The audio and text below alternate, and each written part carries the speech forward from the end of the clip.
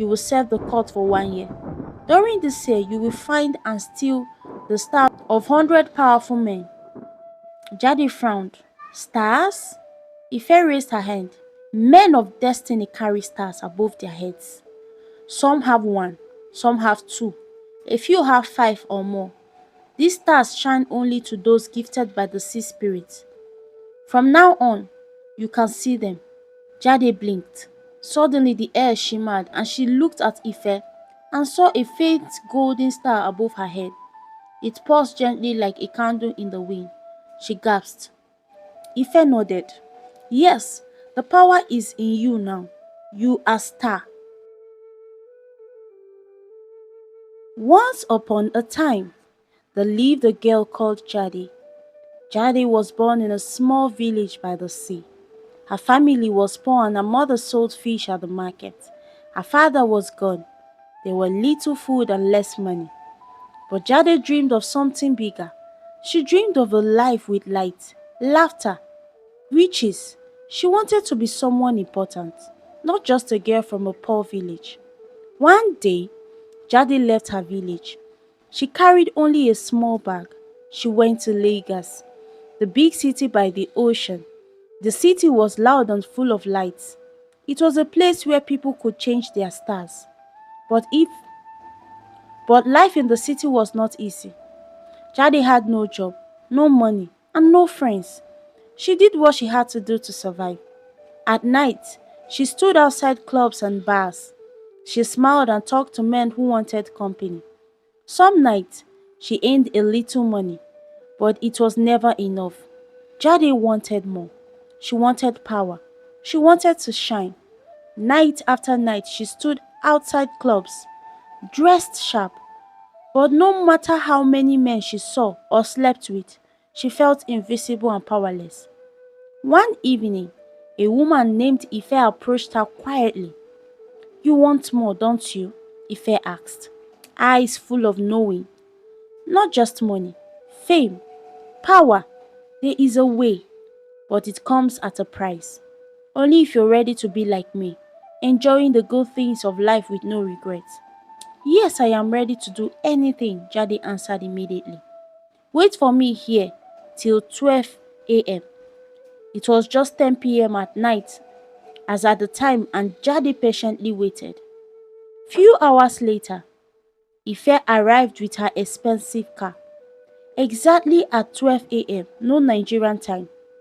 Jade entered her car and they drove off immediately. They soon got to their destination. Jade's heart pounded as she followed Ife through narrow alleys towards a small house by the ocean. The salty breeze mixed with the city's distant noise. But inside this hidden place, silence reigned. They stepped into a dim room lit only by flickering candles. Around a low fire sat several women, their faces calm yet fierce, eyes gleaming with secrets. Jade felt a strange mix of fear and hope. Ife spoke softly. Welcome to the female court, a sisterhood bound by sacrifice, hunger, and power. Here we give up what is precious to gain what the world converts: wealth, fame, and control. The women shifted their eyes towards Jade. Ife gestured towards a tall woman wrapped in dark clothes. This is Sade. She sacrificed her womb. Her voice softened. She gave up the chance to have children, to control her husband and her fortune. Without that sacrifice, he would have left her long ago. Jade's gaze was steady. Power required price. I chose mine. Next, a woman with sightless eyes sat quietly. Nek had lost her sight, Ife said. An orphan with no one to sacrifice. She traded her vision for money and influence. It's a lonely path, but she survived. Neka's fingers traced the edge of a wooden bead necklace, calm and sure. Ife's eyes glimmered as she looked at another woman, dressed in silk that whispered wealth. Yemi sacrificed her child's life. Her baby is gone, but she walks in riches and luxury no one else can touch. Yemi's voice was barely a whisper. Some prices are unbearable. Finally, Ife pointed to a woman whose eyes shimmered with hidden tears. Ada sacrificed her father, the man she loved most. She made the ultimate trade for excess wealth. Few knows her pain. Ada swallowed hard but nodded. Sacrifice is a heavy burden. Ife turned back to Jade. Tomorrow morning, before cock crow, you will choose your path. The court offers 3 sacrifices. Choose wisely. The price is real, and the power is yours only if you pay it. Jade's breath caught. The hunger inside her was fierce. She thought of her village, her family struggle, the endless night on Lagos streets. She wanted more than just money, more than survival. Ife's voice broke her thoughts. Welcome, Jade. The room was silent the next morning when Jade returned to the house by the sea. The ocean waves crashed softly outside. Inside, candles flickered. The air smelled of sea salt and burning herbs. The women sat in a circle again. Ife stood in the middle, holding a small wooden box. Jade, she said, it is time. Jade stepped forward. Inside the box were 3 folded papers. Each one held a part. Each one carried a price. Ife explained the rule. There are 3 types of sacrifices. One is harsh, one is hard, and the other is rare. We call it pleasant. But do not let that word fool you. It's only pleasant because you sacrifice your soul slowly. Jade looked at the boss. You will pick one paper. It is your part. Once chosen, you cannot turn back. Turning back brings death. Jade's finger trembled. She reached into the box and picked a paper. She unfolded it. The women leaned in. A sharp breath left Ife's lips. You have chosen the pleasant part, she said. Some of the women smiled, others looked at her with pity. Ife continued. You will not give up your voice, your womb, or your family. Instead, you will serve the court for 1 year. During this year, you will find and steal the stars of 100 powerful men. Jade frowned. Stars? Ife raised her hand. Men of destiny carry stars above their heads. Some have 1, some have 2, a few have 5 or more. These stars shine only to those gifted by the sea spirit.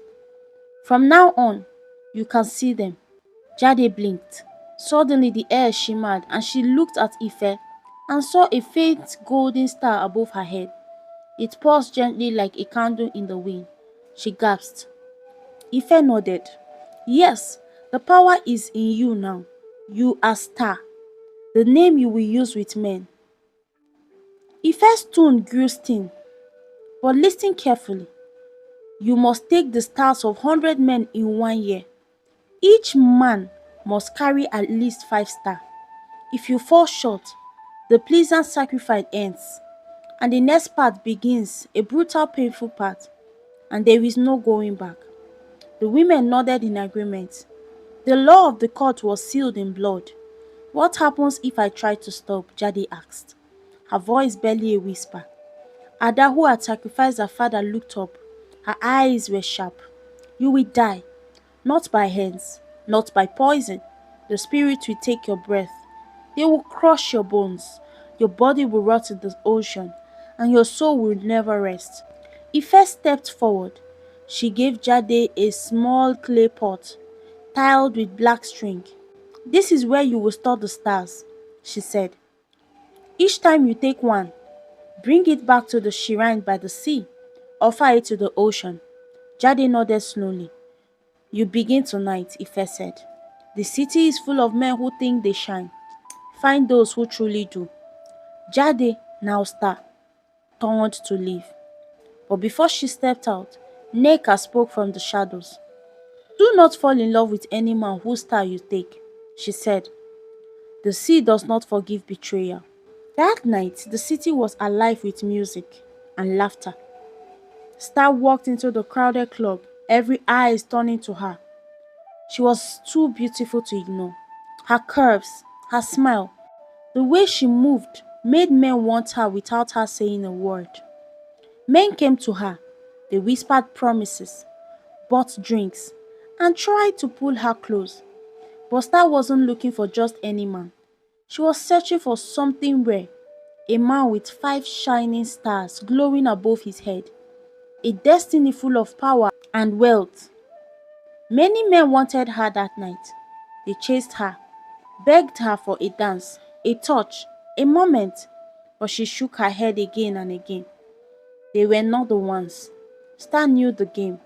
She slipped a little gift to the club manager's hand, a quick and private moment he enjoyed, and in return, he opened the door to the VVIP room where the real powerful men gathered. Inside, the music was softer, the air filled with a quiet talks and sharp eyes. Star moved slowly, watching the men. Her breath caught when she saw him, a tall man in a dark suit, sitting alone by the window. Above his head glowed 5 golden stars, bright and steady like small suns. Chinedu was his name, a businessman known for money and power. He noticed her beauty and could not look away. They talked, laughed, and later, Star went to the hotel with him. That night, they shared more than just words. They had sex. When he was asleep, she took out the small white handkerchief. She wiped her private clean, carefully, and folded the clothes. She slipped it into her handbag, a small soft piece of him captured. When she returned home, she placed the handkerchief in a clay pot filled with seawater and rare herbs. Every morning, she brought the pot to the cult's shrine and used it in a secret ritual to steal the men's stars. His fate, his fortune. Star smiled softly. Her first star was captured, and her journey had truly begun. After a night full of passion and lies, Chinedu returned home late, his mind still clouded from the time spent with Star. He opened the door quietly and stepped inside. In the bedroom, he found his wife Ngozi praying. She was naked, her eyes closed tightly, her hands raised towards the ceiling as she spoke in tongues. Words full of hope and faith, asking God to restore her broken marriage.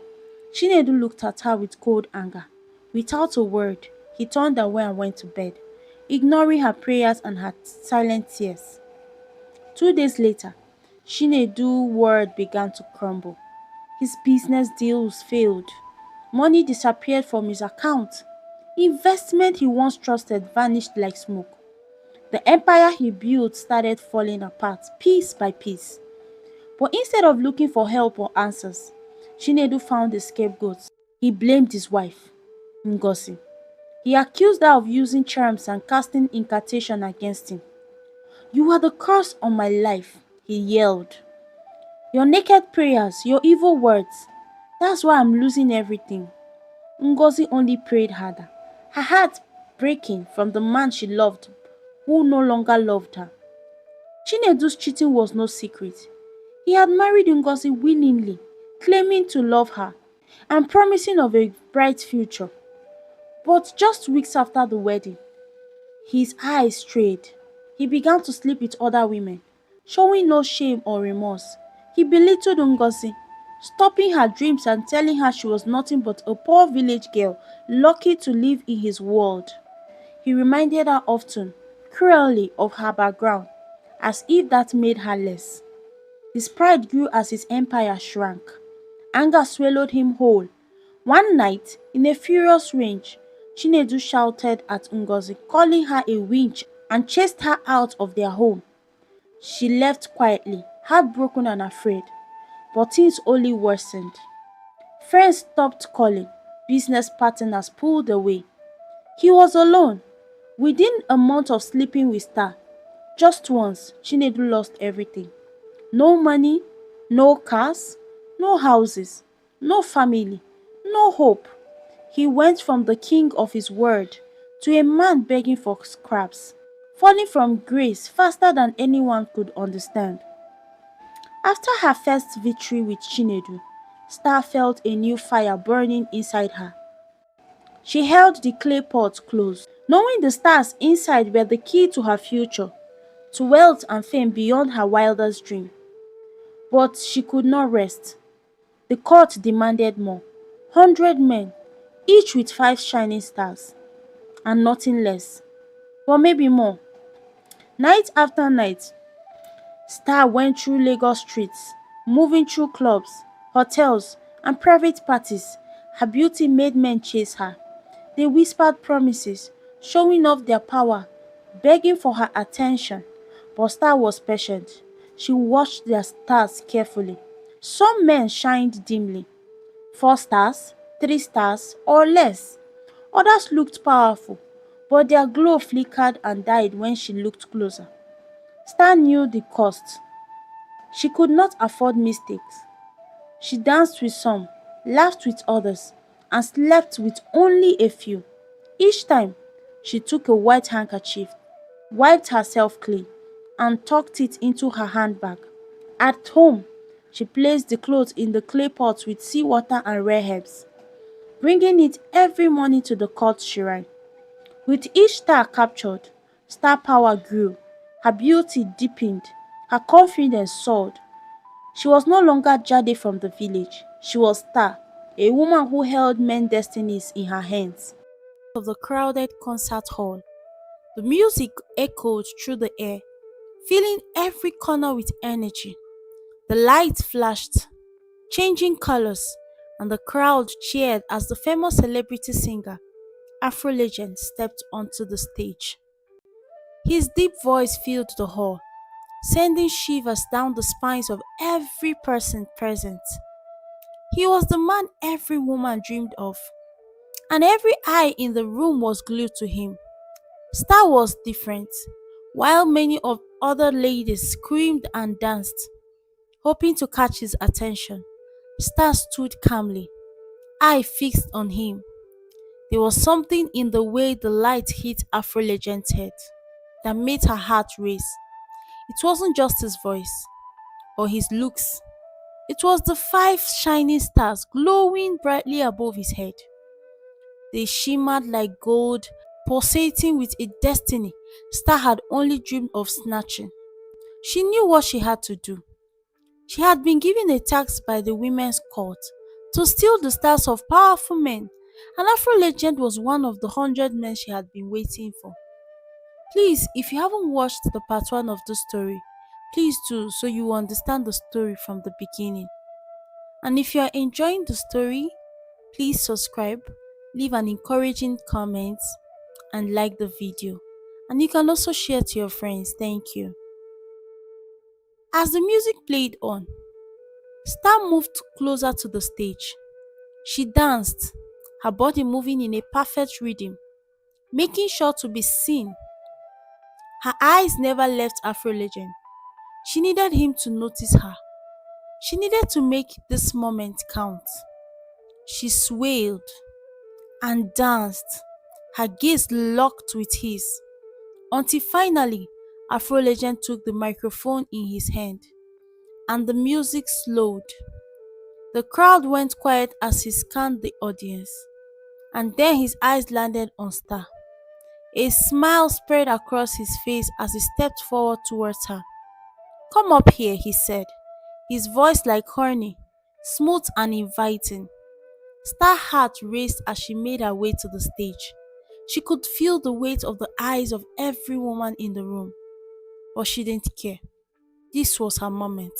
Afro Legend took her hand and led her to the center of the stage, where they danced together, the crowd cheering and clapping. The light from the stage seemed to make the 5 star on his head glow even brighter. As they danced, Afro Legend leaned in and whispered in her ear, "I need to see you later. Let's talk." Star's heart skipped a beat. She had done it again. She had caught his attention.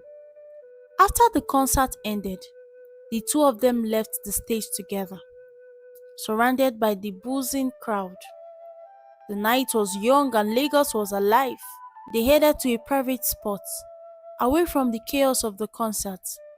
There, under the city light, they shared a night that neither of them would forget.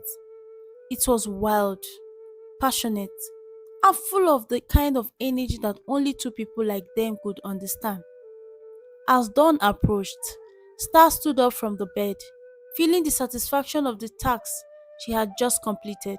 She reached for her white handkerchief, the one she always carried for moments like this. Carefully, she wiped herself clean. The stars on Afro Legends' heads were hers now. She had done what was required of her by the court. As she looked at the handkerchief in her hand, she could feel the weight of her choice. The road she has chosen was never easy, and the price of power and wealth was heavy, but she was willing to pay it for the fame and wealth that awaited her in the future. With a smile on her face, she slipped the handkerchief into her bag, ready to move on to the next man and the next star. Star journey had just begun. Afro Legend's rise to stardom had been meteoric. His voice, deep and smooth, had earned him the admiration of millions across Lagos and beyond Africa.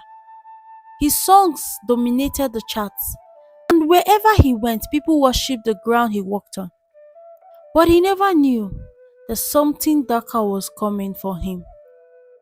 It began after his performance that fateful night. Star, the woman from the court, had completed her task, taking 5 stars from his head. But Afro Legend didn't know that. He thought the night with Star had been a fleeting encounter, something exciting to add to his list of experience. He had no idea the true cost of that one night.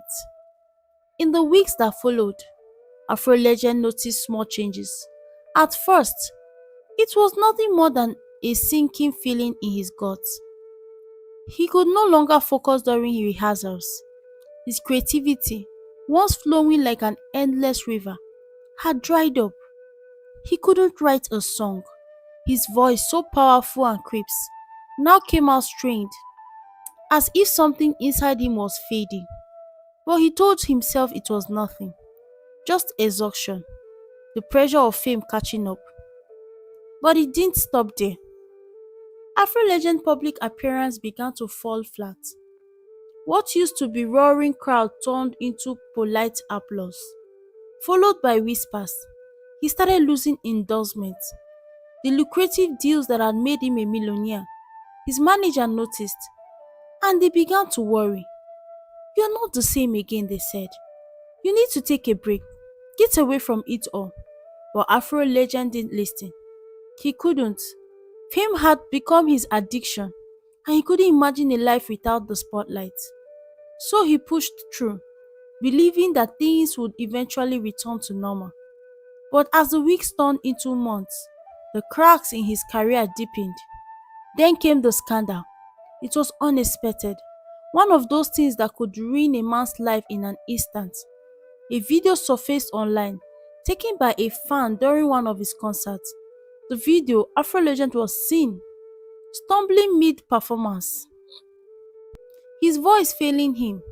He tried to recover, but it was clear something was wrong. The video spread like wildfire, and soon, people began questioning whether he was losing his touch. It didn't end with the video. Rumors started circulating that Afro Legend had developed a drug problem. It wasn't true, but the whispers were enough to stain his reputation. People who once adored him now looked at him with skepticism, questioning whether he had become a mere shadow of his former self. His team tried to define him, but the damage was done. Afro Legend didn't know how to fix it. He tried to stage a comeback. He booked a massive concert at the Echo Convention Center, the most prestigious venue in Lagos, hoping that it would restore his reputation. The tickets sold out in hours.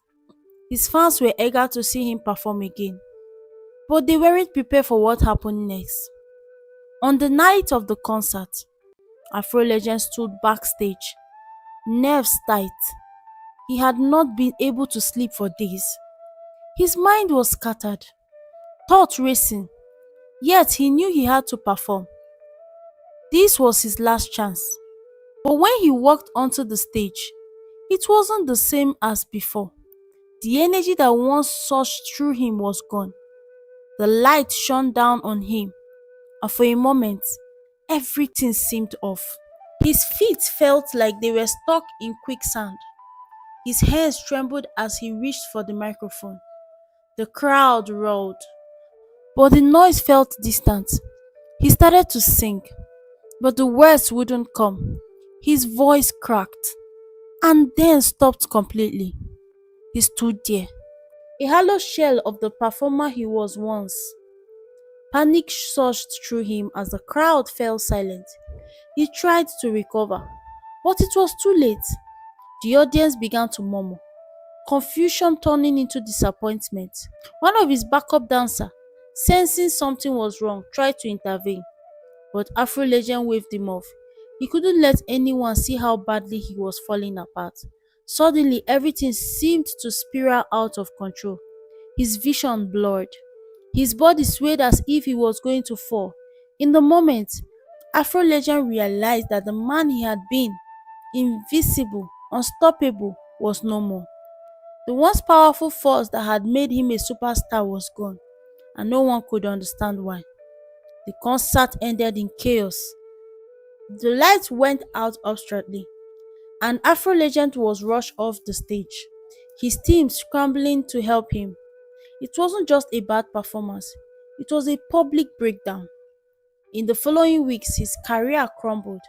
The media, which has once celebrated him as a king of music, now turned on him. Tabloid headlines screamed about his mental collapse and his mysterious downfall.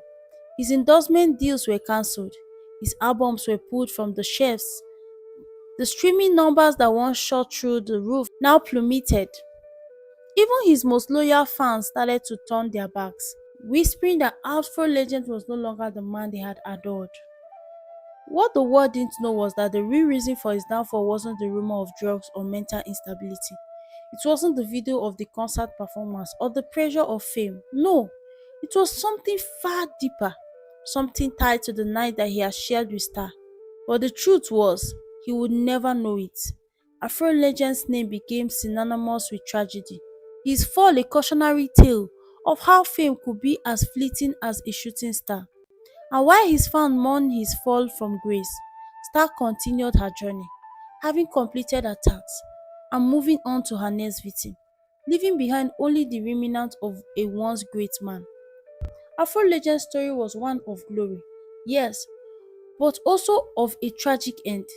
A man who had it all, but only to lose it to the force beyond his control. His stars, once the symbol of his success, had burned out. Star walked out of her room and made her way to the shrine close to the ocean. The sound of waves crashing against the shores resonated in the night, a constant reminder of the depth of her power and the dangerous force she was now dealing with. The court women waited for her there, their faces shrouded in shadows, their faces gleaming with anticipation. Star, the high priestess, greeted her with a knowing smile. "You've done well." Afro Legend Fall from Grace has sent shockwave through the city.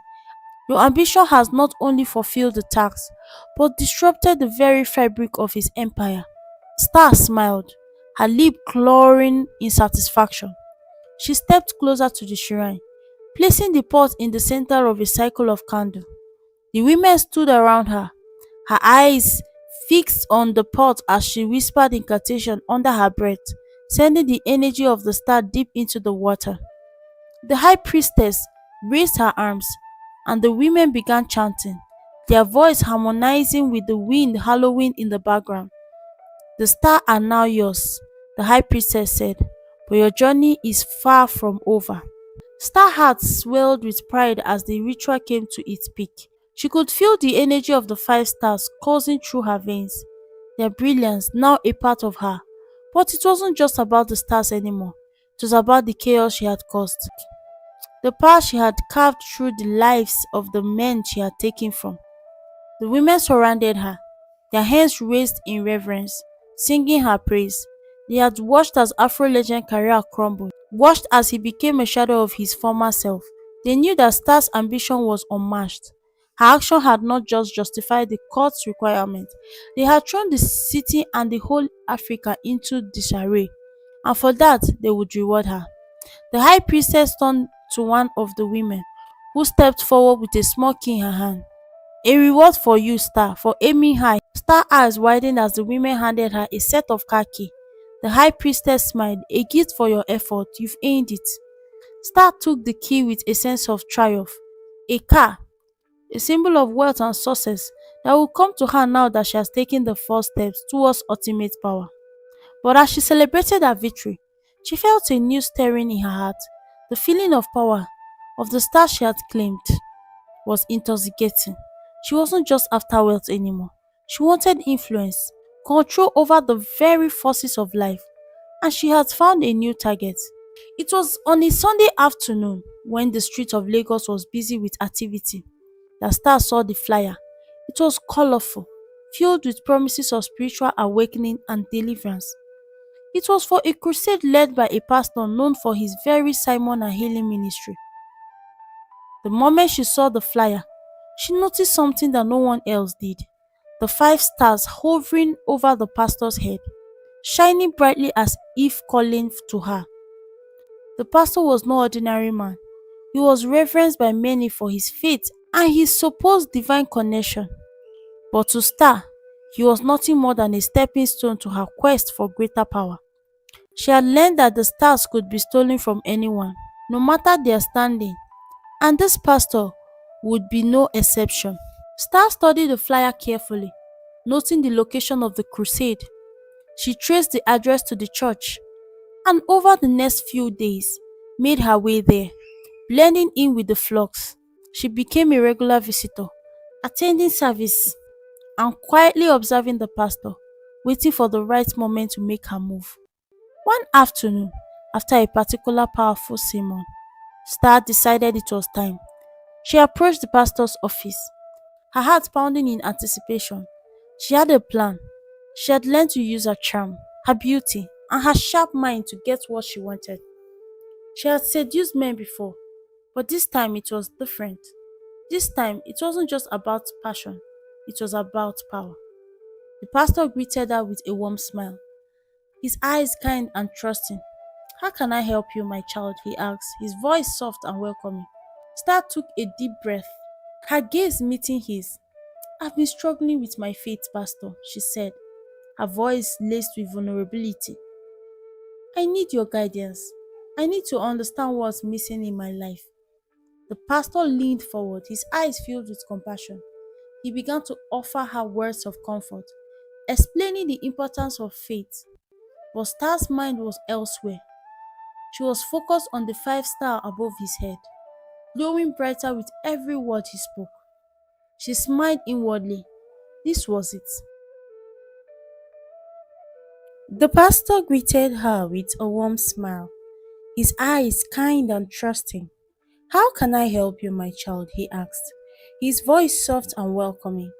Star took a deep breath, her gaze meeting his. "I've been struggling with my faith, Pastor," she said, her voice laced with vulnerability. "I need your guidance. I need to understand what's missing in my life." The pastor leaned forward, his eyes filled with compassion. He began to offer her words of comfort, explaining the importance of faith. But Star's mind was elsewhere. She was focused on the five star above his head, glowing brighter with every word he spoke. She smiled inwardly. This was it. Over the next few days, Star returned to the pastor's office, each time growing closer to him. She made sure to dress in ways that caught his eyes, to speak in soft, soothing tone that drew him in. Her beauty, her presence, everything about her was designed to disarm him. And finally, on a night when the stars above were especially bright, Star succeeded. She seduced the pastor, using everything she had learned, everything she knew would bring him to her. And when the night came to an end, she wiped herself clean with a white handkerchief, the same way she had done with Afro legends and other victims. But this time, she knew that the pastor's stars too were hers to take. She didn't need to look back. The pastor would never know what had truly happened. As for Star, She walked away with more than just another conquest. She had stolen the 5 stars that had once belonged to the man who had helped guide others. With each passing day, her power grew. The star now shining within her were more than just a symbol of her success. They were a mark of the darkness she had embraced. And with every new target, every new victim, Stan knew that nothing would stop her from claiming what she believed was hers. The world would never know what was truly happening in the shadows, but Star did, and she was ready for whatever come next. Pastor Gideon had once been a beacon of hope, the kind of leader who had moved mountains with his words. His sermons were full of passion, his faith unshakable. He had built a church from the ground up, guiding his congregation with the wisdom of the scriptures and the promises of salvation. People reverenced him. To many, he was more than just a pastor. He was a symbol of purity, strength, and spiritual authority. But all that changed after the night with Star. At first, it was easy to ignore. He tried to tell himself that the strange feeling, the nagging sense of guilt, were just a phase. But with each passing day, something in him shifted. The vibrant energy he once had, the clarity of his mission, began to fade.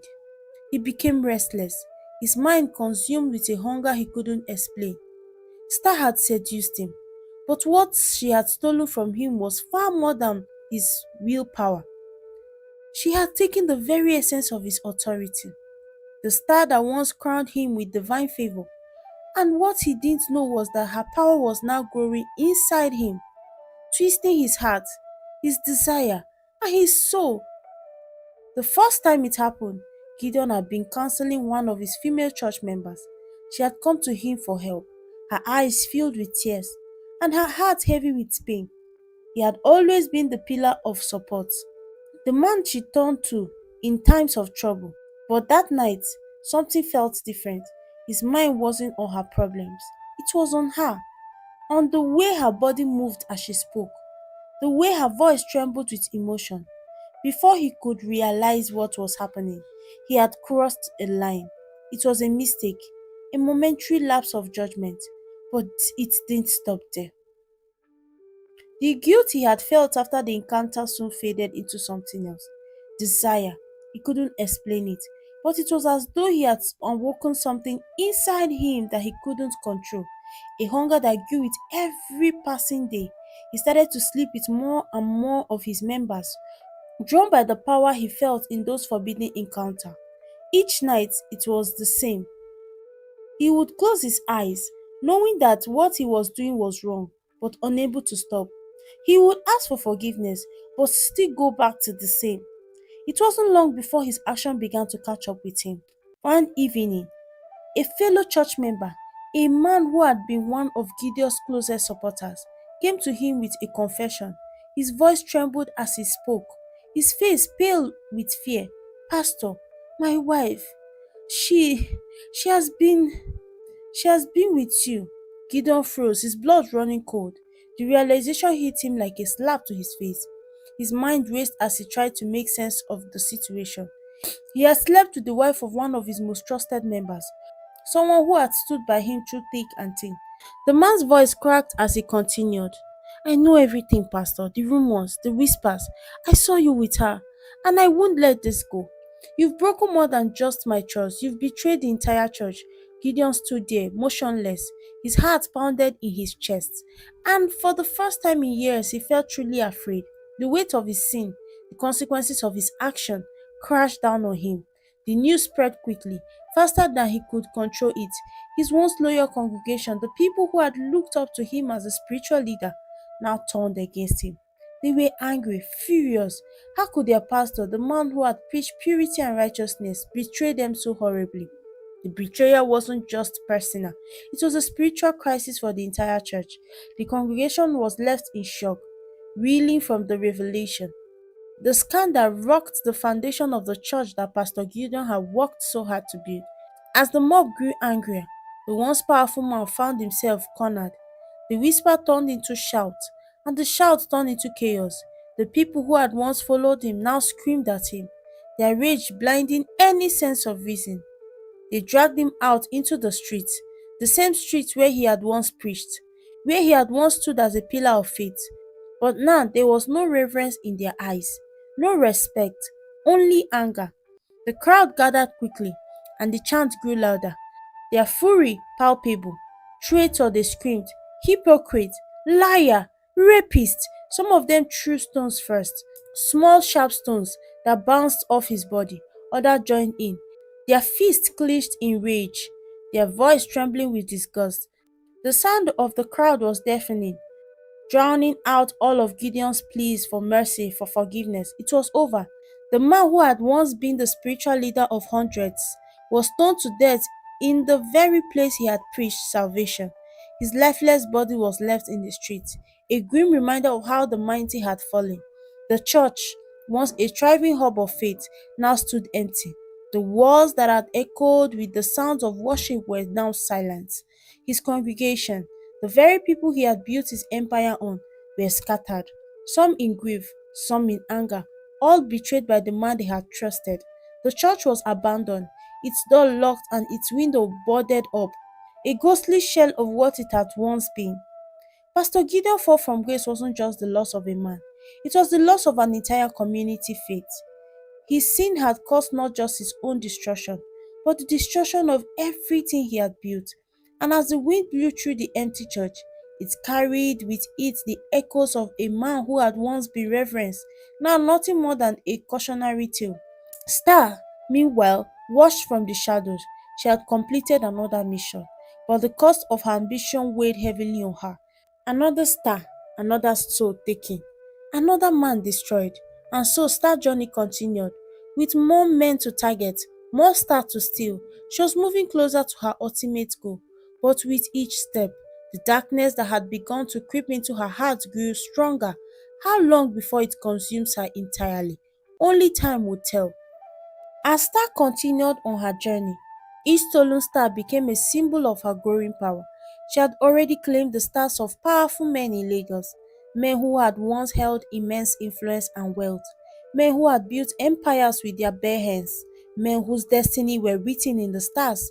The weight of each star she took from them was immense, but the darkness it sowed within her heart only grew stronger. Her power took her far beyond the city she had once called home. The stars, it seemed, were not bound by borders or barriers. As her power grew, so did her ambition. Men from all over the world began to fall victim to her, each one more powerful, more influential, and more dangerous than the last. Her first target outside of Lagos was a wealthy businessman from the Middle East. His name was Umar al-Basir, a man who had built a massive real estate empire in Dubai. He was respected in the business world, a man whose vision and drives had turned him into a billionaire. But to Star, he was nothing more than another star to be claimed. She had met him at a global summit, a conference where the world's wealthiest and most powerful men gathered. Umar was charismatic, his confidence radiating from every word he spoke. Star played her part perfectly, blending into the crowd of dignitaries, her eyes never leaving him.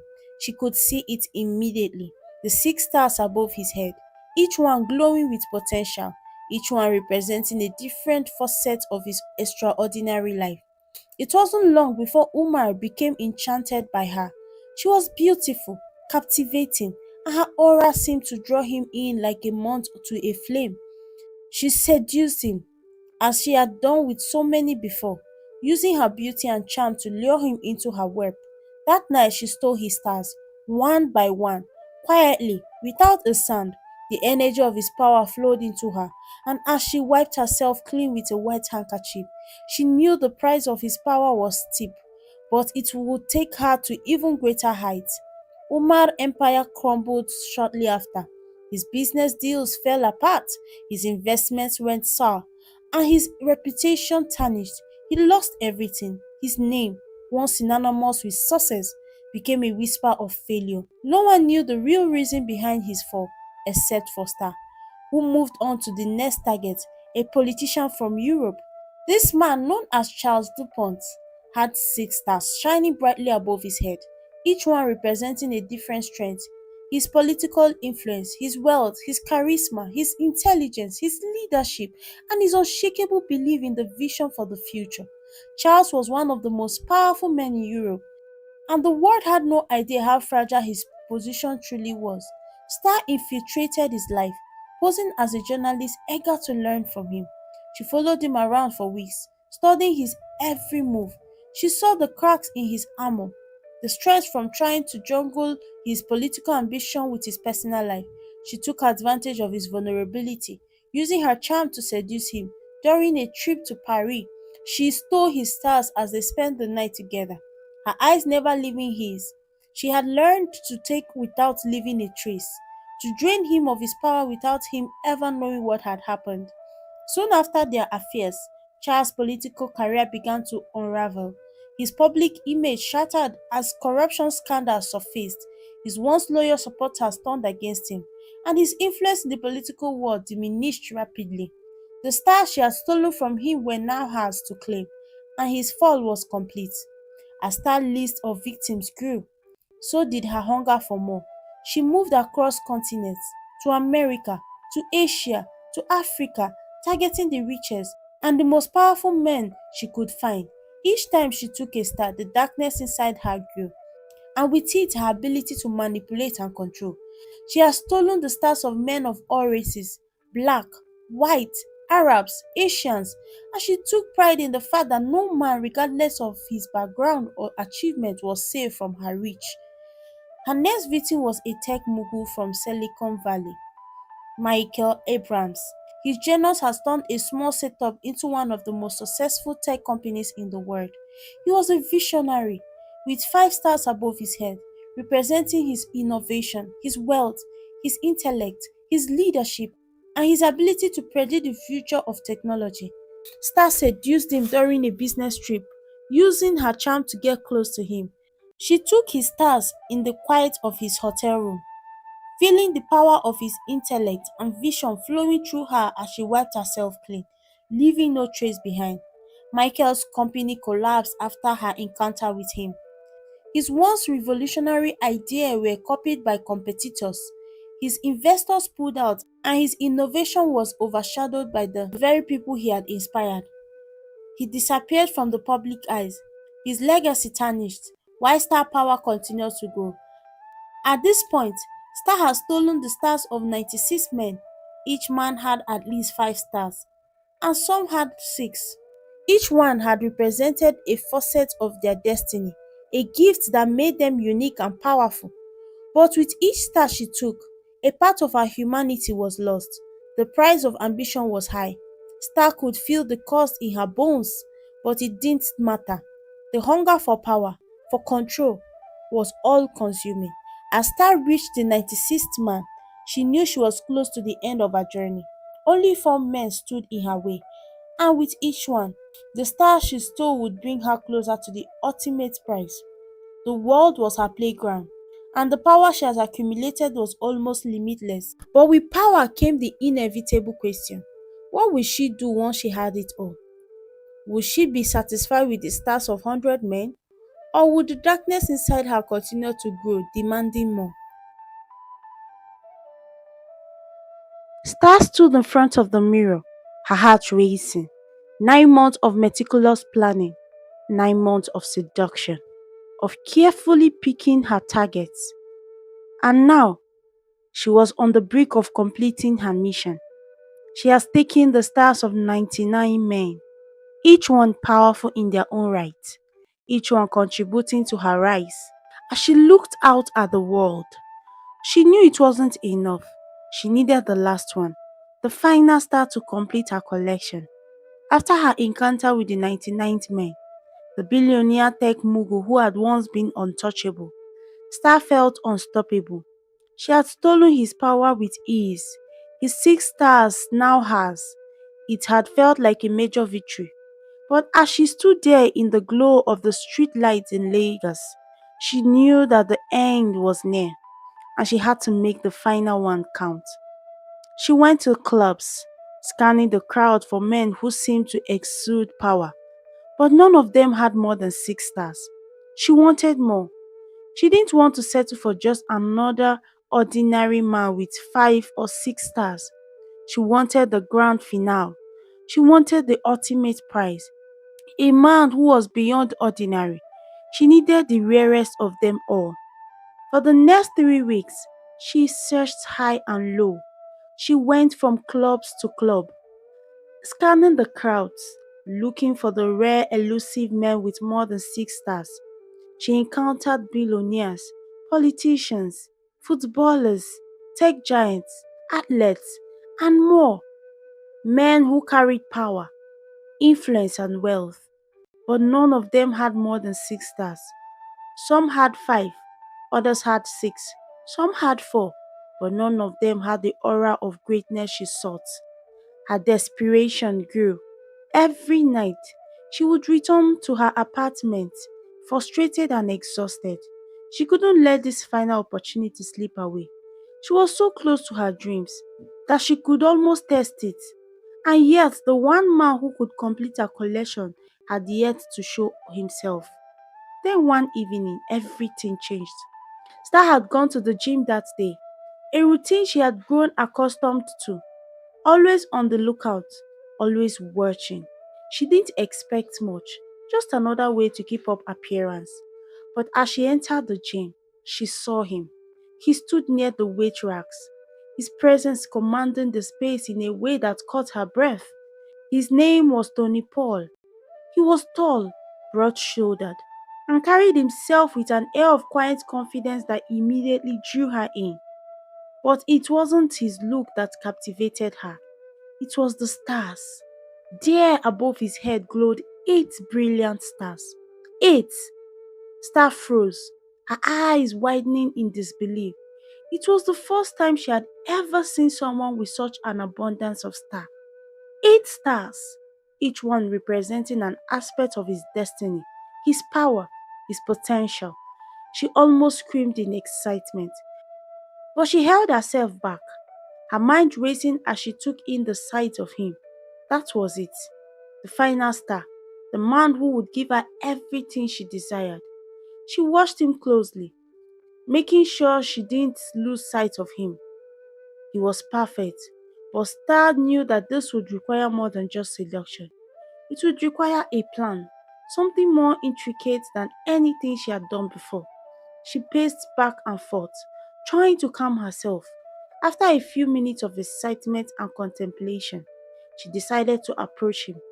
With a bottle of water in her hand, she walked over to him, her steps confident but purposeful. As she reached him, she offered him the water with a smile. "Would you like some water?" she asked, her voice light and inviting. Tony glanced at her and politely shook his head. "No, thank you, I'm good." Undeterred, Star smiled and introduced herself. "I am Star," she said, extending her hand. Tony hesitated for a moment before shaking her hand. "Tony," he replied, his voice calm, but there was something in his eyes that made her wonder if he had recognized her already. He didn't seem fazed by her presence, which made her even more intrigued. "I've seen you around here before," Star continued, trying to make small talks. Tony shrunk slightly, a small smile playing on his lip. "I've been coming here for a while," he said. "I enjoy the routine. Keeps me focused." Star laughed lightly. "I can tell. You have that calm, disciplined energy about you." She stepped a little closer, hoping to make him comfortable, but still cautious. She didn't want to push too hard, not yet. Her eyes softly flickered back to the star glowing above his head, each one shining with more brilliance than any man she had encountered before. "I'm new to the gym," Star said. "Maybe you could show me a few moves sometimes. I could really use someone with your experience." Tony glanced at her, his expression unreadable. "Sure, I can help, but I don't do this for attention." "I'm not here for attention, Tony," she said, her voice softening. "I just enjoy meeting interesting people. And you, well, you definitely interesting." For the rest of the evening, Star stayed close to him, trying to build a connection. But Tony remained somewhat distant. He was polite but not overly engaging. Star, however, was patient. She had her sight on him, and nothing would stop her from claiming what was hers. As she left the gym that night, her mind was already planning her next move. Tony Paul, the man with 8 stars, would be hers. She would play the game carefully, but in the end, she would steal his stars. For Star, patience was a virtue she had perfected. With each passing day, her obsession with Tony Paul deepened. Yet, despite her best effort, she could not seem to get close enough to him. The 8 stars shining above his head, representing his wealth, godly fear, discipline, intelligence, and potential, were like a beacon drawing her in. Yet he remained distant. His every action, every decision seemed calculated, making it all the more difficult to worm her way into his life. She had tried every tactic, offering him water, striking up casual conversations, laughing at his joke, complimenting his form in the gym. Each time he politely acknowledged her presence, but never allowed their interaction to go beyond pleasantries. His behavior seemed to deflate her every move, and it drove Star mad. She was used to being able to control the men she targeted. But Tony Paul, he was different. He was reserved, disciplined, and above all cautious. This challenge only fueled her desire. For days, she watched him unnoticed. Every evening, she would track his movements, following him at a distance, never allowing him to see that she was watching. She observed his routine, his interaction with others, even the way he carried himself. She learned where he ate, where he went after work, and where he spent his weekend. She watched him at the gym, at cafes, at social gatherings. Yet, every time she thought she was getting closer to making a breakthrough, something always stopped her. Star's frustration grew, and she realized she would need more than just a charm to break through Tony's wall. So she turned to the only place she knew offers the support she needed, the cult. One night, under the flickering candlelight of the shrine, Star knelt before the high priestess, her voice laced with urgency. "I need help," she whispered. "This man, Tony Paul, he's different. I can't reach him. I need more powers, more influence over him. I need him to notice me, please. Give me the strength to make him fall for me." The high priestess looked down at her, her face expressionless. "What you ask for is not simple, Star. The path to power is always complicated. You cannot force someone to love you, but perhaps I can give you something to tip the scale. But know this, there will always be a price." Star, desperate, nodded. "I don't care about the price. I just need him." The priestess gave her a veil filled with a glowing, dark liquid. "This will make him notice you. Bring him closer. But remember, once you use this, there is no going back. You will be tied to him, and his fate will intertwine with yours forever." She didn't hesitate. She took the veil, knowing she would do whatever it takes to claim his stars. The next day, she mixed the liquid into Tony's protein shake during their regular meeting at the gym. She waited with bated breath, but nothing happened. He didn't react the way she expected. He drank the shake without hesitation and continued his workout as if nothing had changed. Star watched in disbelief. Her heart sank. She had tried everything, the power from the cut didn't seem to work, and Tony remained indifferent. It felt like the fate was mocking her, making her chase after him as if she were some helpless, desperate woman. But Star refused to give up. She knew her goal was so close and she would find a way. Instead of giving up, she tried a new approach, one of patience. She approached him, this time with an offer of friendship. Tony, she began casually one evening as they both cooled down from their respective workouts. "I've been thinking, maybe we could just be friends. We've been talking for months now, but we've never really sat down and had a proper conversation." Tony, looking somewhat surprised at her offer but willing to oblige, agreed. "Sure, why not? It's always good to have a new friend around."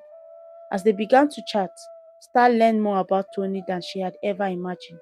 He was an intensely private man, a self-made billionaire who had worked hard for everything he had. He was deeply religious, disciplined, and careful with his emotions. He mentioned that he was single and that he kept his distance from most people, focusing on his business and personal growth.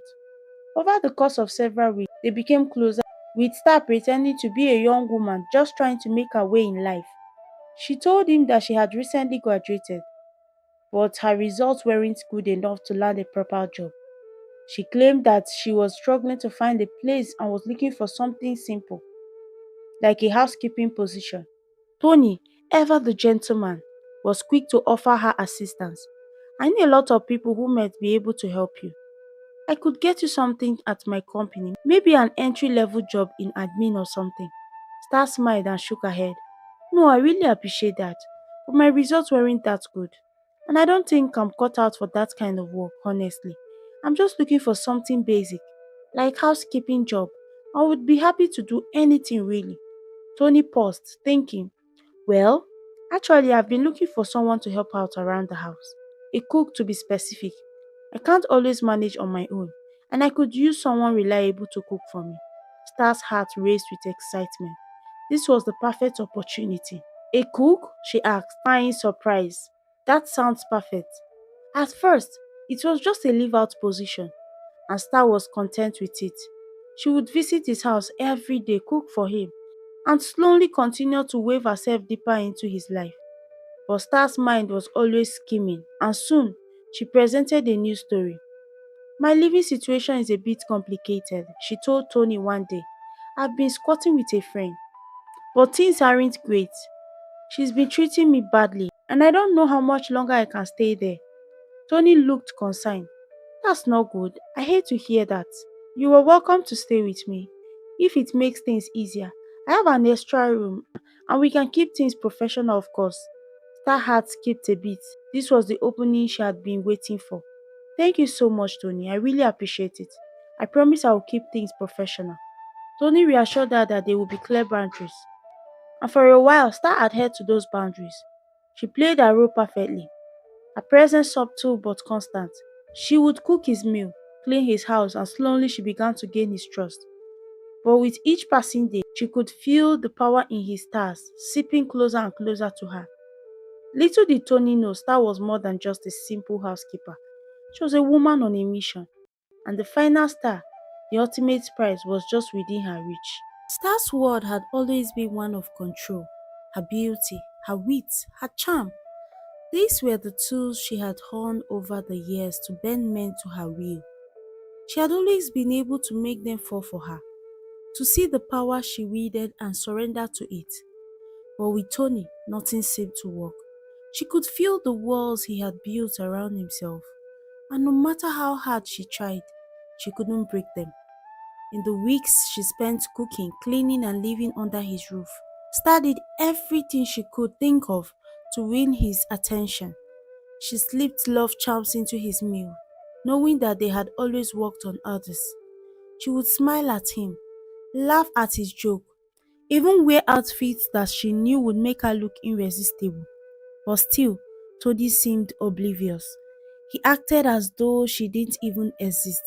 Her presence barely acknowledged beyond the polite necessary interaction.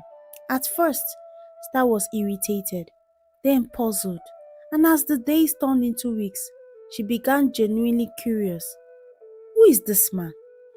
Why was he so different from the others? Why wasn't he affected by her charm? The very same one that had worked on men far more powerful and dangerous than he. Tony Paul was a mystery. His calm demeanor, it all seemed so perfect, too perfect. She never saw him with a woman, never caught him drinking, smoking, or indulging in any vices. He wasn't like the other men she had met in her life. There was something pure about him. At night, when he would retire to his study or room, Star would watch him from the kitchen, silently observing through the cracks in the door. What was it about Tony that kept him immune to her charm? Why was he so detached from the world around him? And why, despite everything, was she beginning to feel something for him? Something she had never allowed herself to feel for any man. Her thoughts were dangerous. She realized she had forgotten about her assignment, her mission, her goal. For the first time in months, Star had stopped seeing Tony as just another target. She had found herself longing for his approval, his affection, and for the first time, she wasn't sure she was only after his stars. She began to question her feelings. Could this be love? Had she, the woman who had used and discarded so many men, truly fallen for one? Tony's quiet strength and his disciplined lifestyle, and the way he seemed so certain without the need for attention or validation. It all made him irresistible in a way that Star hadn't anticipated. But as much as she tried to deny it, the truth crept in. She was becoming attached to him, more than just attached. She was falling in love. A few weeks into their new arrangement, as the tension between them grew, Star woke up one night, unable to sleep. The moonlight filtered through the window, casting a soft glow on the room. She stood by the window, staring out into the dark night, her thoughts swirling. It was then that she realized something. She had forgotten about her mission. She has forgotten about the court, the oath she has taken, the weight of her assignment, the very reason she had moved into Tony's house. The reason she had targeted him was slipping from her mind. What had once been a mission to steal his stars had become a personal journey for his affection. But the court warning echoed in her mind. Never fall in love. The oath was clear. Her heart was not to be swayed. She had a task to complete, a promise to uphold, and she knew she could not afford to be distracted. The court has given her power, but they had also made it clear that love was a weakness, one that would make her vulnerable. And vulnerability was the one thing Star couldn't afford. That night, as Tony was in his room, Star went to her room, her heart heavy with the realization of what she had almost become. The cult had already reached out to her in her dreams, reminding her of the consequence of straying from her path. She couldn't afford to ignore their warning any longer. The next morning, she gathered her thoughts and resolved to the end. She would finish what she had started. She would take his task, no matter what it took. But first, she had to refocus. No more games, no more pretending. Tony had to be just another man, just another star to steal. Yet, when she looked at him that evening, the familiar pull in her chest returned. She had told herself that she would sever the emotional ties, that she would remain focused on her mission. But every time she saw him, every time he smiled or spoke with his calm, deliberate voice, her heart betrayed her. Star knew what she had to do, but the price of ambition had never felt so high. The next time they crossed paths in the kitchen, Tony asked her how her day had gone. He smiled gently, his eyes warm but guided. You've been quiet lately. Everything okay? Star looked at him, struggling to keep her emotion in check. Yes, everything is fine. Just thinking, she replied, her voice tight. Tony didn't push her. He simply nodded and went about his day, leaving Star alone with her conflicting thoughts. She had one last choice to make: complete the task and see his stars, or walk away and let go of the power she had worked so hard to achieve. She was standing at the crossroad of her ambition and her heart, but the court whisper echoed in her mind: never fall in love. Star took a deep breath and studied her resolve. She would finish what she had started, but somewhere deep down she feared that the very power she had so eagerly sought would cost her everything she never intended to lose. Tony's dedication to living a righteous life, to keeping his virginity until marriage, to building a godly family, these things stirred something in her that she could no longer ignore. But still, the mission was in the back of her mind. Tony, for his part, had begun to notice her in a way he had not before. He admired her newfound dedication to her faith, the way she had committed herself to the church. Her transformation was inspiring, and for the first time he found himself drawn to her, not just as someone he helped, but as someone he could see as a partner. Yet he kept his feeling buried inside him. He had vowed to live a holy life, keeping his heart and body pure until marriage, and he intended to honor that vow. Tony would pray for his future wife, his children. He dreamed of raising a family in faith, living a life devoted to holiness. But as Star became more integrated into his life, he couldn't deny the feelings that were beginning to rise within him. He had been careful, keeping his distance, not wanting to complicate things. But in his prayers, he found himself asking God for guidance, hoping that the woman he would one day marry would be someone like Star, a woman who shared his love for God, someone with a pure heart. But Tony never spoke of his growing feelings for her. He kept it to himself, afraid of leading her astray. Little did he know, Star was now the one grappling with her emotion, torn between love and her mission. One night, Star decided to take matters into her own hands. She had been pretending for too long, and the tension inside her had reached. The time was short. Every moment with Tony had become unbearable. She was no longer just playing the game. She had fallen in love with him, and now she had to make a decision. She couldn't bear to see him every day, to serve him in his house, to live under the same roof without him noticing her as a woman. That night, with all the staffs off and the house quiet, Star made her move. She dressed carefully, slipping into the sexiest lingerie she could find, intending to provoke Tony into seeing her as more than just the housekeeper or the woman in church. She was done waiting. She moved slowly, silently towards his room, her heart beating faster with each step. The door to Tony's bedroom was slightly adjacent, and she could hear him praying inside, his voice soft and steady as he spoke to God. Star stood there for a moment, the weight of her decision pressing on her. She knew what she was about to do, but the desire she felt for him was overpowering. She couldn't hold back any longer. She gently touched his head from behind, running her finger through his head. Tony felt the touch, and a shiver ran through his spine. He instantly turned around, his expression shifting from calm prayer to surprise. But his surprise quickly turned into something far more intense, a rebuke. He stood tall, Bible in his hands, his eyes filled with a sudden clarity. "Star," he said, his voice calm but firm. "What are you doing? You're playing with fire." Star was caught off guard. She had expected him to be seduced, to fall under her charm, to let his guard for just a moment. But instead, he stood before her with his Bible, holding it high, as if to ward off an unseen evil. Without warning, Tony began to speak scriptures, quoting verses that hit Star like a bolt of lightning. The power in his word seemed to emanate from him, as though God himself was speaking through him. "No weapon formed against me shall prosper," Tony said, his voice powerful. "The Lord is my light and my salvation. Whom shall I fear? The Lord is the strength of my life. Of whom shall I be afraid?" Star's eyes widened in disbelief. She had never felt anything like this before. As Tony spoke, she felt a surge of power. Darkness that had clung to her for months began to break apart, as if it were being stripped away by the force of the faith. Her body began to tremble, her heart raced, and before she knew it, she collapsed to her knees.